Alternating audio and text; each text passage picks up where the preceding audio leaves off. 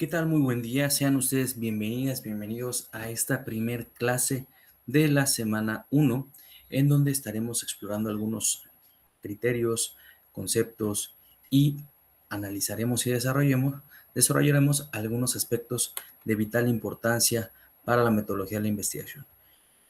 Mi nombre es Aaron Martínez García y me han encomendado el poder estar con ustedes en esta sesión que pues más adelante estaremos desarrollando de forma muy puntual cada uno de los elementos de la asignatura. La asignatura es MIM 102, Metodología de la Investigación. Una vez más, Aaron Martínez García, de la Escuela Superior de Ingeniería. El objetivo de esta sesión básicamente es comprender la naturaleza de la ciencia, identificar las características del método científico, la aplicación del seminario en la ingeniería. Sean ustedes bienvenidas y bienvenidos. ¿Qué es la ciencia? Básicamente, mis estimados y estimadas, la ciencia, si lo vemos desde un punto pragmático, busca racionalizar las ideas, busca la verdad. Es una característica sistemática, exacta, verificable y por consiguiente fiable. Esta definición nos la da Mary Bunch en su libro La ciencia, su método y su filosofía. Desde esa perspectiva, la clasificación de la ciencia, según Bunch, tenemos las ciencias formales, las ciencias fácticas. Las ciencias formales es una construcción puramente mental de forma o de estructuras, mientras que las ciencias fácticas se encaminan a la interpretación condicionada por la experiencia. Desde esta postura, podemos desarrollar que las ciencias formales es una conjunción de construcciones de ideas, de formas o estructuras, tiene mucho que ver con la perspectiva o la forma en la que hemos descubierto nuestra realidad. Mientras que las fácticas se encaminan a la interpretación condicionada a la experiencia. Entonces, desde esta forma, buscamos explicar nuestra realidad.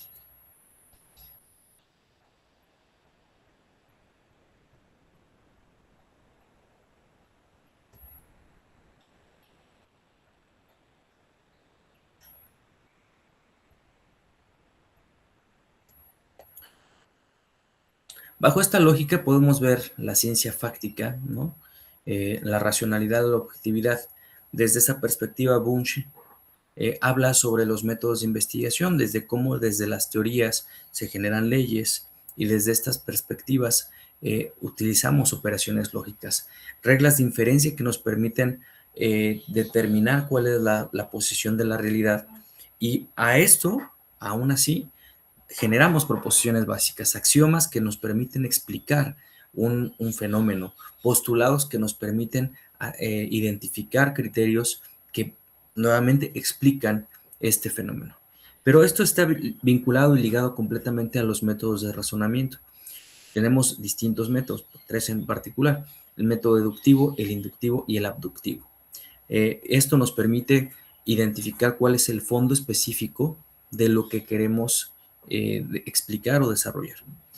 Bajo esta premisa, el descubrimiento de proposiciones derivadas, por ejemplo, teoremas, hipótesis, tesis, ¿sí?, nos permiten validar que la teoría está siendo aplicada, ¿sí? Y para esta conjetura, pues generamos un paradigma que va nuevamente a reestructurar los elementos a partir de modelos. Entonces, la deducción de consecuencias contrastables nos permiten explicar desde una postura de regla semántica si las teorías son o no son racionales o son aplicables a una realidad. Mientras que en términos de objetividad vamos a observar la contrastación. En esta medida vamos a verificar, ¿sí?, vamos a validar si es real o no en virtud de una problemática, ¿sí? En ese momento vamos a revisar si los hechos en términos de la experimentación son congruentes a lo que nos está explicando la teoría, ¿sí? Tenemos distintos métodos. El método de exposición, que básicamente estamos vinculados a poder contribuir de forma coherente al descubrimiento de las proposiciones derivadas, nos permite entender cuál es la realidad desde un punto focal. Me explico mejor. Por ejemplo, podemos revisar la dureza de los materiales. Hay una teoría que explica completamente la dureza de los materiales. Sin embargo, a lo mejor no me interesa refutar o validar la teoría o la ley que explique la dureza de los materiales, pero me encantaría aplicar ese conocimiento en un elemento de la empresa, de la organización. Bajo esa premisa, pues vamos a observar cómo se da una hipótesis de, bueno, tengo material A contra material B y la dureza de sus elementos me facilita o no el poder explicar.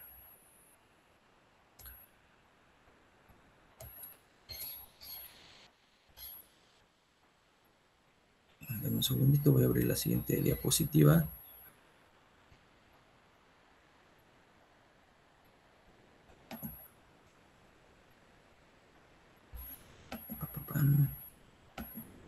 Aquí está.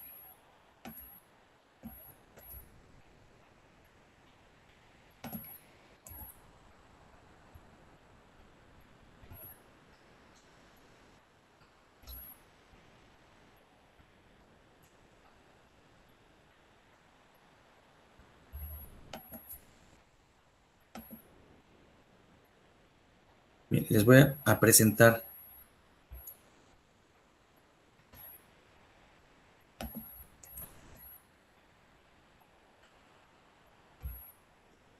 una, una presentación que va hacia toda la cosmovisión de Mary Bunch.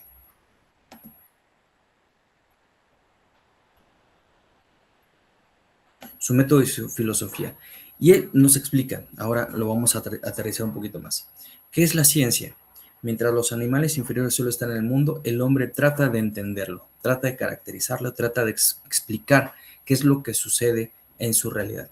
Y sobre esta base de la inteligencia imperfecta, pero perfectible, el mundo del hombre intenta enseñarse o enseñorarse de él, pero hacerlo más confortable.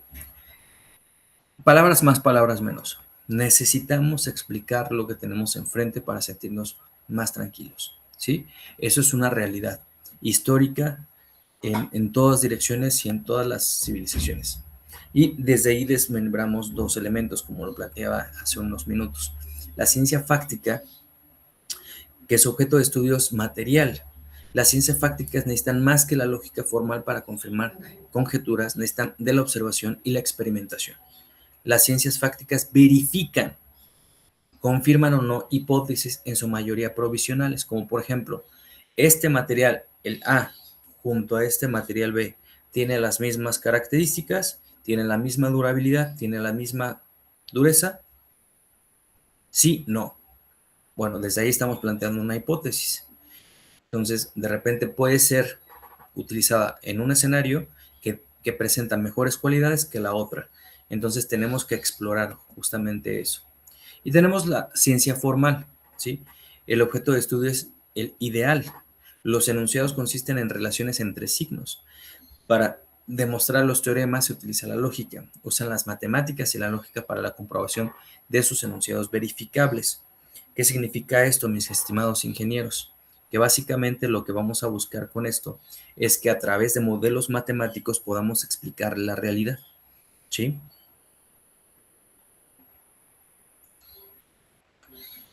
¿Cuáles son las características de la ciencia fáctica?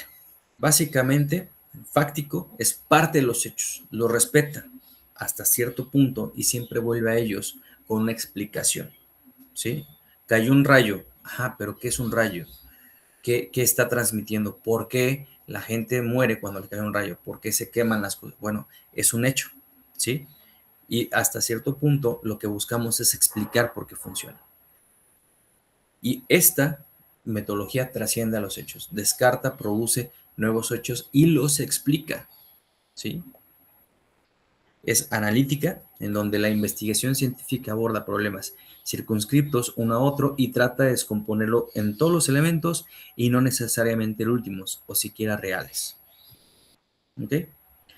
En este punto, la especificación es una consecuencia del enfoque analítico de los problemas, es la especialización.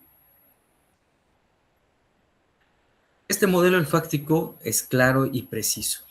La claridad y la precisión se obtienen de la ciencia de las siguientes maneras. Los problemas se formulan de manera clara, la ciencia parte de nociones que parecen claras al no iniciado y las complica, purifica y eventualmente rechaza.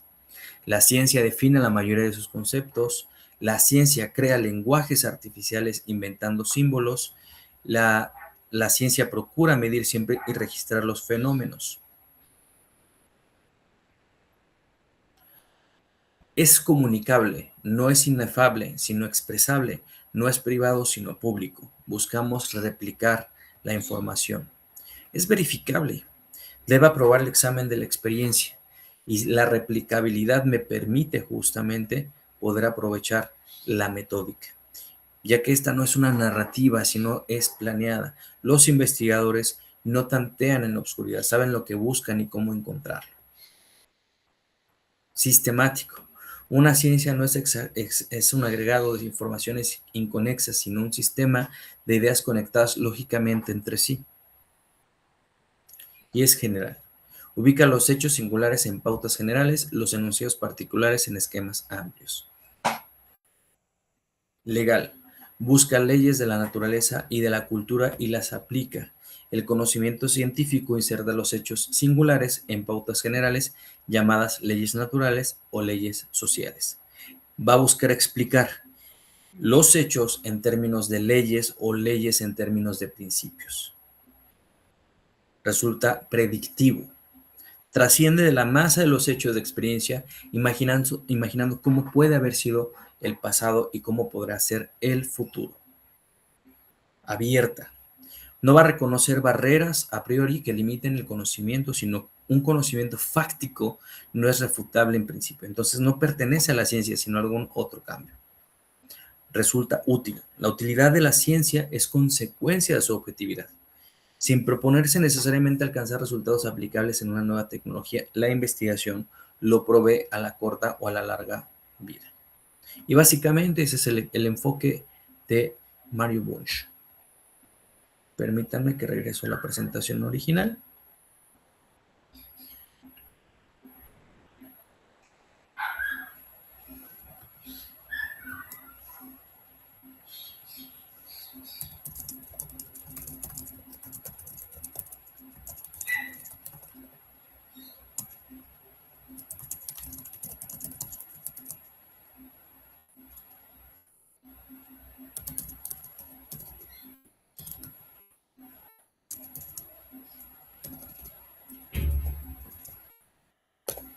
Bien, el pensamiento reflexivo en ingeniería de la intuición al dato. Esta parte es muy importante que la traigamos a colación porque básicamente es la base en donde se cimentan la toma de decisiones técnicas. Ustedes no pueden llegar a una fábrica, a una planta y decir, ¿sabes qué? Mira, acá en mi pecho creo que tenemos que incrementar la producción o tenemos que cambiar la línea de la mezcla de producción. Entonces, es necesariamente riguroso que la toma de decisiones técnicas tengan elementos sumamente claros de lo que está ocurriendo. Y cuando no tenemos esa información, tenemos que crearla.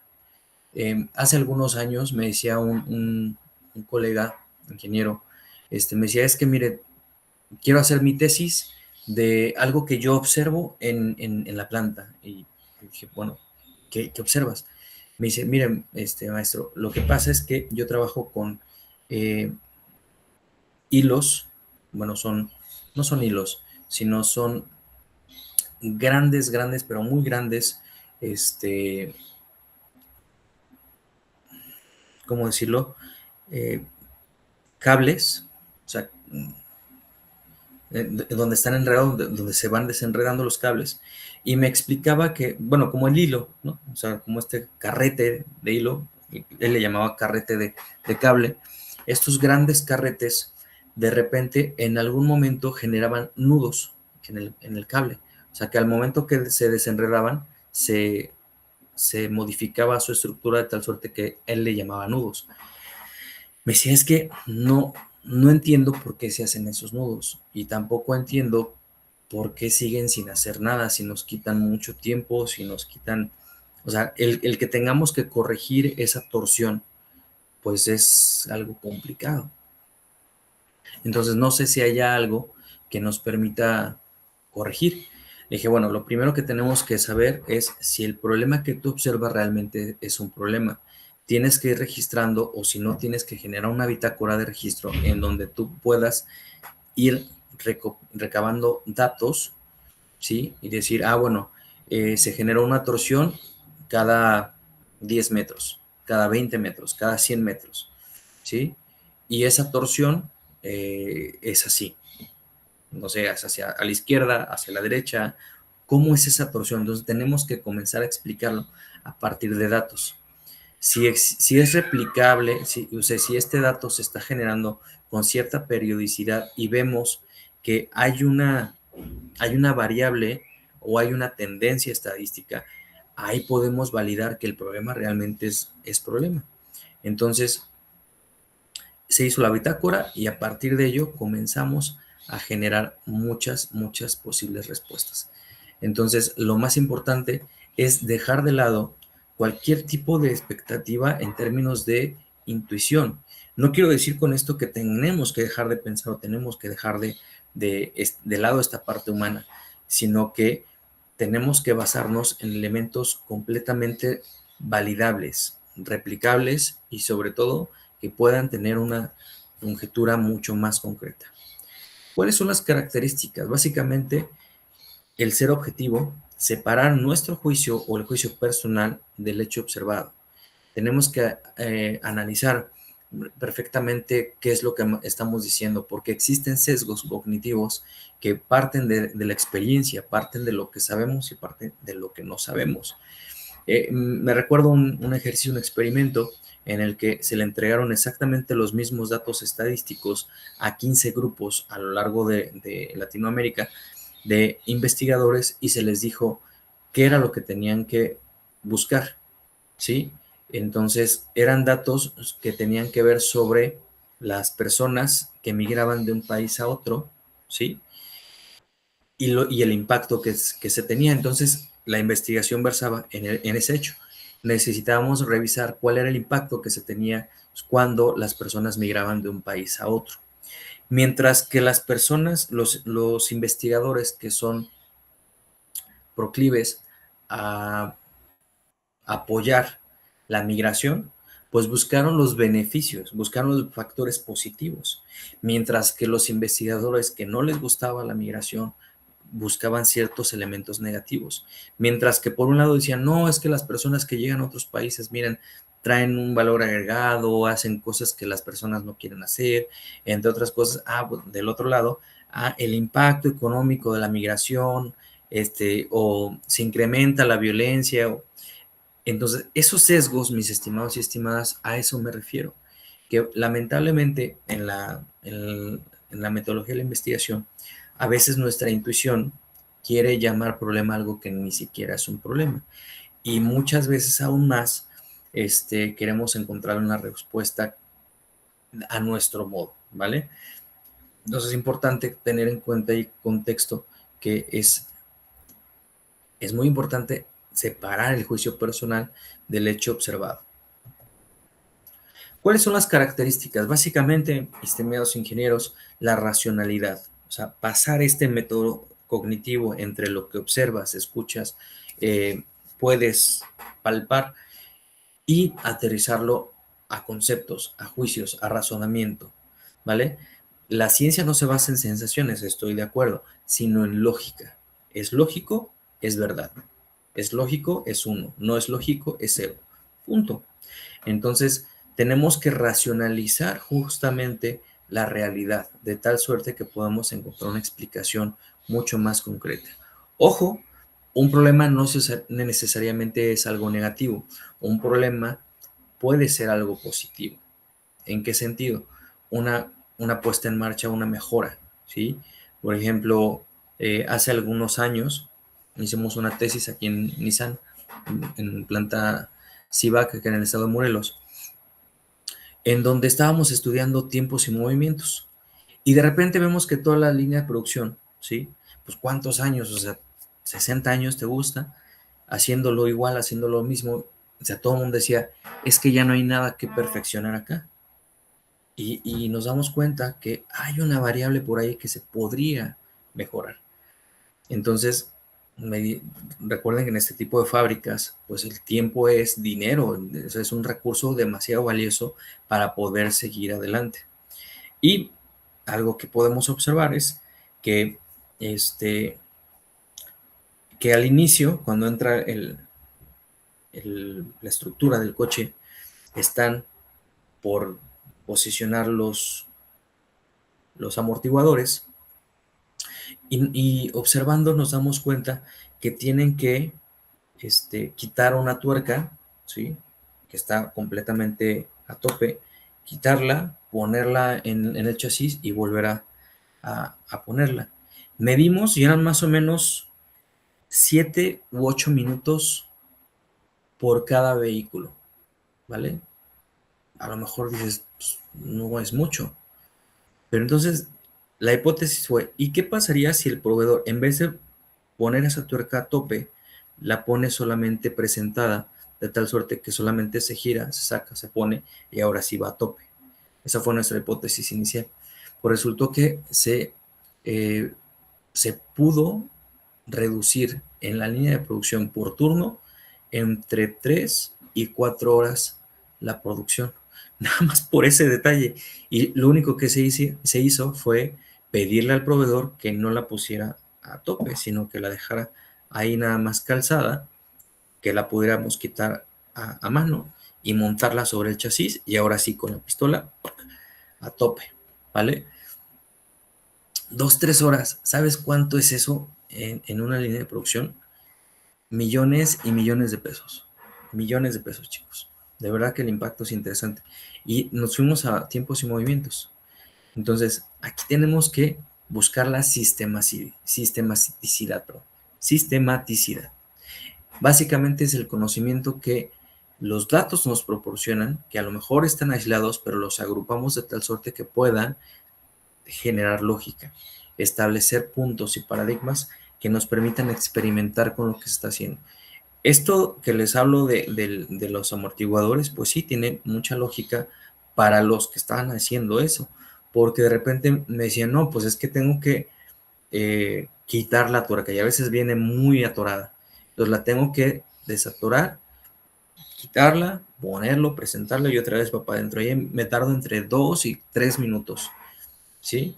Entonces, en promedio, de 8, 9 minutos por cada vehículo, pues imagínate con una línea de producción de cientos al día, pues son datos que pueden parecer imperceptibles, pero la sistematicidad nos permite revisar qué tan valiosos son esos datos.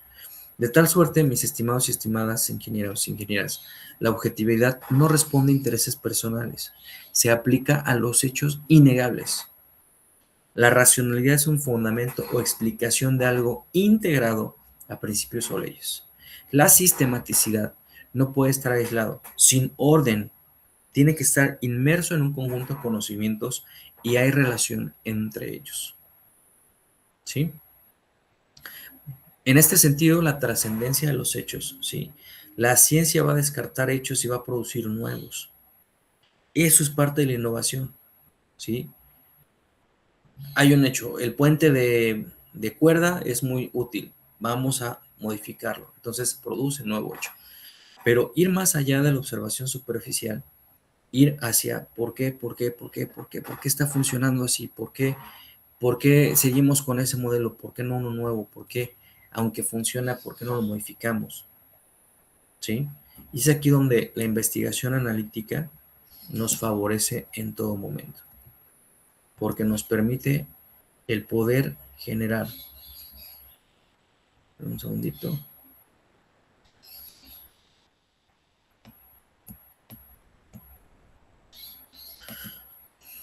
nos permite poder generar respuestas, ¿sí?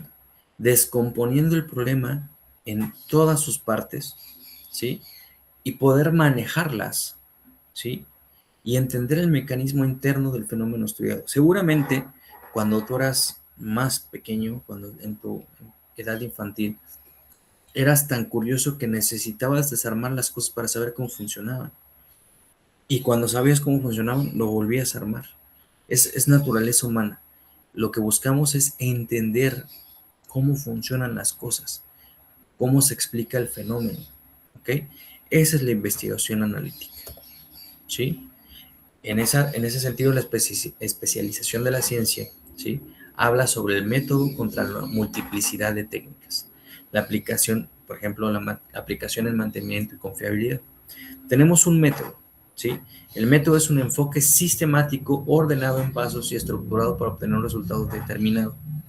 Por ejemplo, gestión del tiempo, el método Pomodoro, ¿no? Que organizamos el tiempo y divide el trabajo en intervalos de 25 minutos y 5 minutos de descanso, en ciclos definidos. Una técnica es una habilidad específica utilizada para ejecutar tareas de una forma muy efectiva, en un marco de tiempo completamente determinado. Esta técnica, por ejemplo, la priorización ABC. A es urgente, B es importante, C menos importante. ¿Sí? Entonces, si aplicas esta técnica al método Pomodoro, te vuelves mucho más preciso. Tenemos también el modelo, que básicamente es un marco conceptual para una comprensión más profunda de un fenómeno o de un proceso.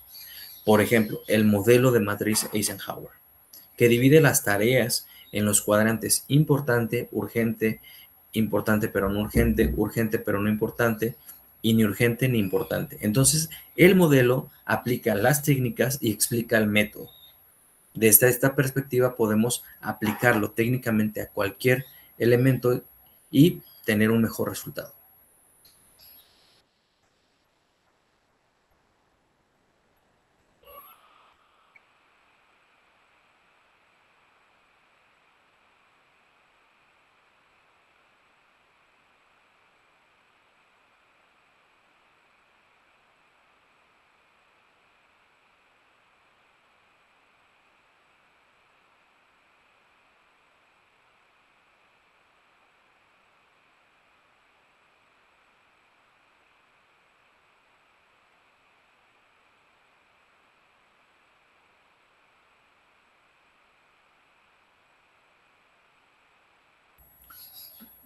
Bueno, aquí hablamos de la confiabilidad, ¿sí?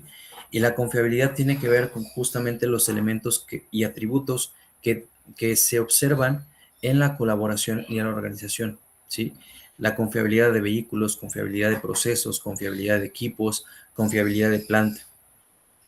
¿Qué tan confiables son nuestros procesos? Hablamos de la confiabilidad de riesgos, confiabilidad operativa, entrenamiento y competencias, diseño de proyectos y todo lo que tiene que ver con la ingeniería de la confiabilidad.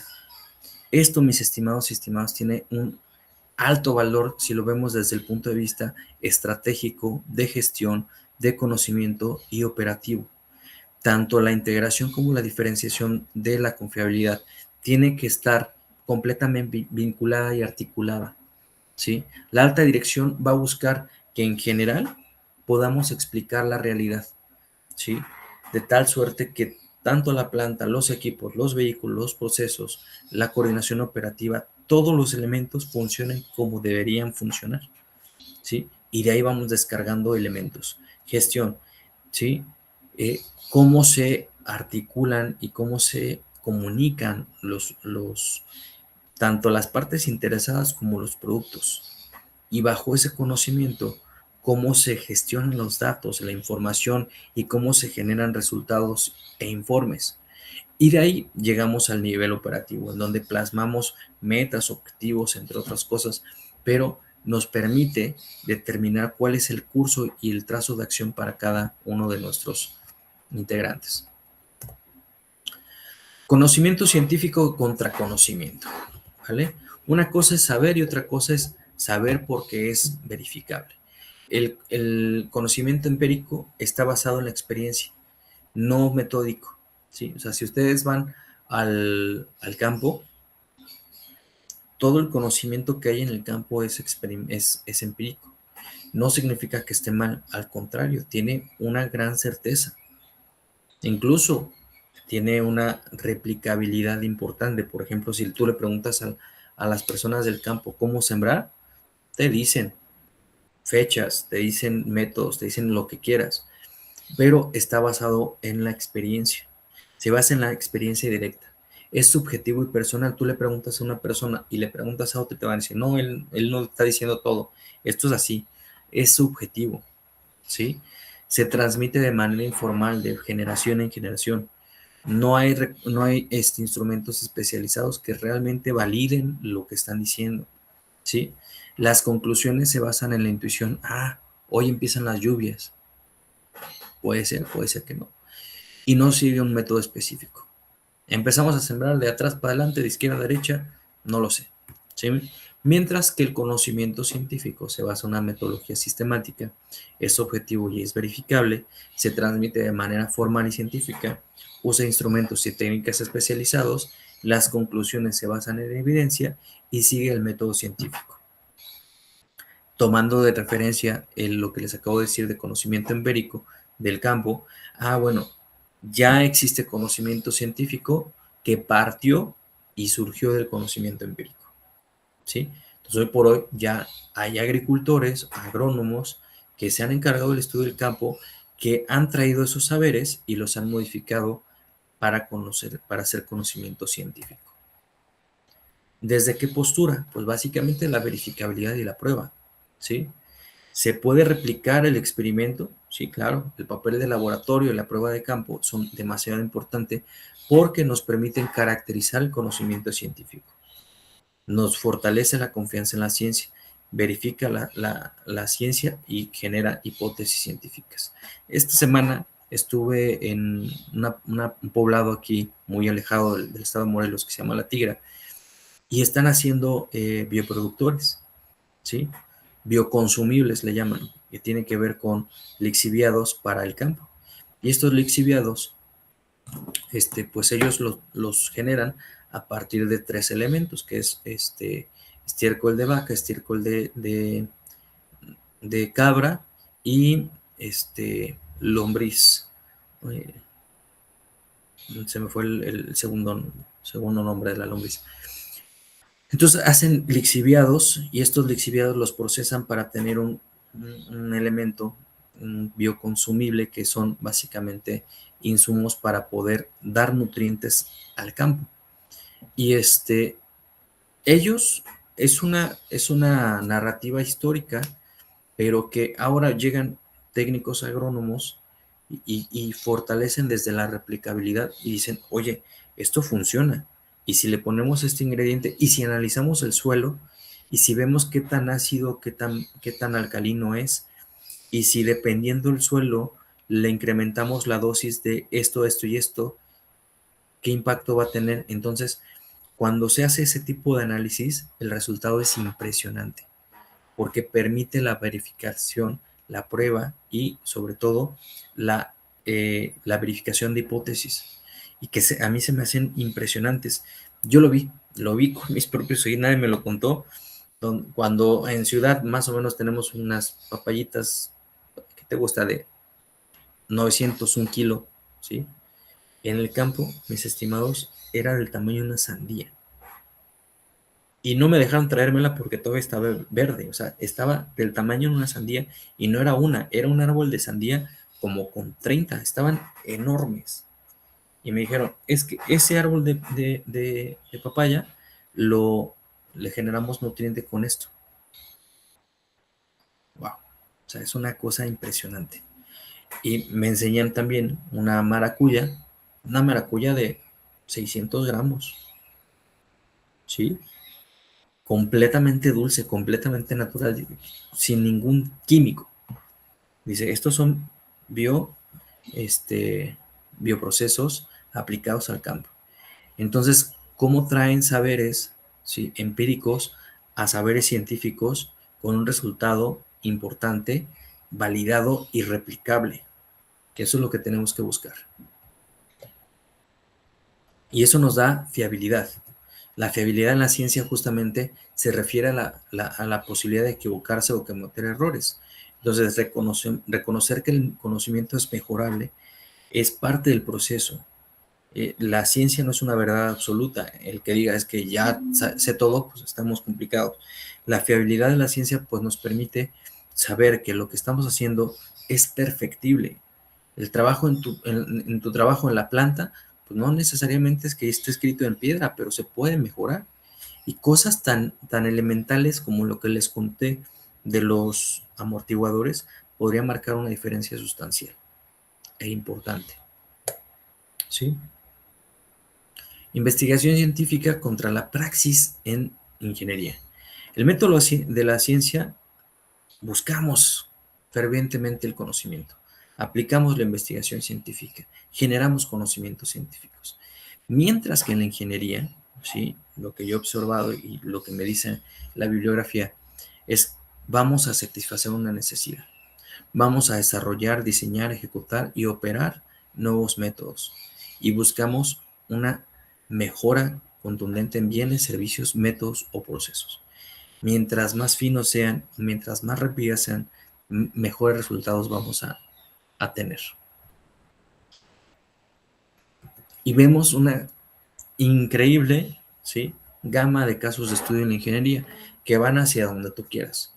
Análisis de fatiga de materiales, por ejemplo, optimización de ciclos de mantenimiento preventivo, y ahí podemos revisar, ¿no?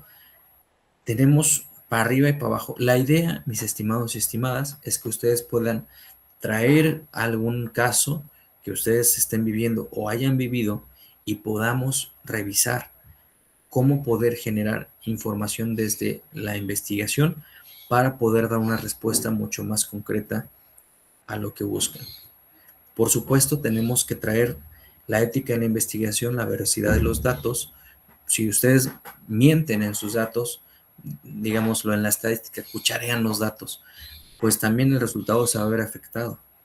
Por eso confiamos altamente en la responsabilidad profesional de cada uno de ustedes para poder elaborar justamente un reporte fiel. Por ejemplo, en este sentido, el investigador, ustedes tienen que ser analíticos, ¿sí? Pero en la ingeniería requiere un rigor científico para la eficiencia, basándonos en datos, basándonos en métodos estadísticos, en técnicas que procesen esos datos y que nos puedan dar una mejor respuesta. De mi parte sería todo en este primer video. Nos saludamos en el siguiente. Muchísimas gracias.